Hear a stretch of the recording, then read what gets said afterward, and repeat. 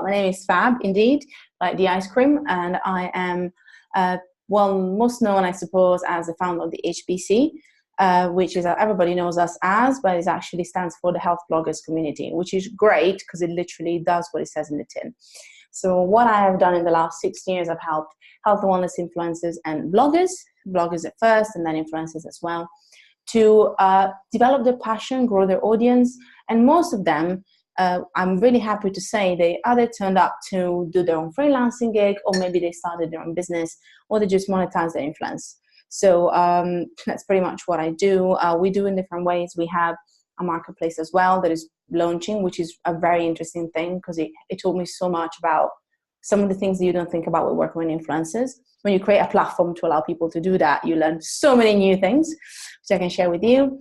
And then lastly, I also co-founded ROHWI, which is the Register of Health and Wellness Influencers, where, again, it's kind of funny, all the things that you do, they will teach you something. And he taught me a lot about, also you aligning as a brand with an influencer, the things you need to be aware of when it comes to the content they create. Because we all talk about money, we all talk about legislation, advertising, but what about the content they create? Is it something that is going to, undermine your reputation as well? So my next question is, what does the term influencer mean? I know there's been a lot of debate about that, and some people who have said, I don't like being labeled as an influencer. But what do you think the term influencer means? How would you define it? Well, that is a very good question, because in my book, which is called Make an Impact, I defined influencer. That was the first thing that I did. So I wrote a book last year, and I explained kind of how it ties in, called Make an Impact, which is the 6 habits of highly influential people. So I wrote the 6 habits of influencers who are really successful in health and wellness. Good. And at first I was like, great. But then you have to give a bit of context. And I was like, okay, so what is an influencer anyway? So I'll give you some example first. Like, as I said, there's the celebrities, public figures. You can imagine it as that kind of version. However, what I said as well before is that an influencer is anybody that influences your decisions and can make an impact in your life or in any decision around your life. Nevertheless, if you break it down, this is the most, I would say, like, basic description of what an influencer can be.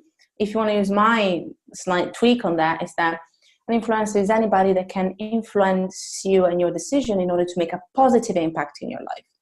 Because there can be negative and positive influence, obviously, but if you're making negative influence, you're getting bad karma points, and nobody wants bad karma points. So if we are trying, on top of course, monetizing their own content, they're trying to actually have a mission and a strong reason to do what they do. What they will do is that it doesn't have to only be a case of endorsing brands. You are an influencer as an author, as a doctor, as a nutritionist. These are the people that I work with anyway. And I find the influencer is just a part of what these people are. I mean, influencers, they're just influencers. They're also content creators, or they should be. Otherwise, literally, all you do is having an account that has no meaning and value, and they just like push products. So there's always something else that ties you in as an influencer. But somebody that's listening who might be a mom, and might be a mom in a very small neighborhood in West London or whatever. But we're in London, or I'm in London, therefore I think about London. But they can be an influencer in their own right. So remember this, your customers can be your own influencers.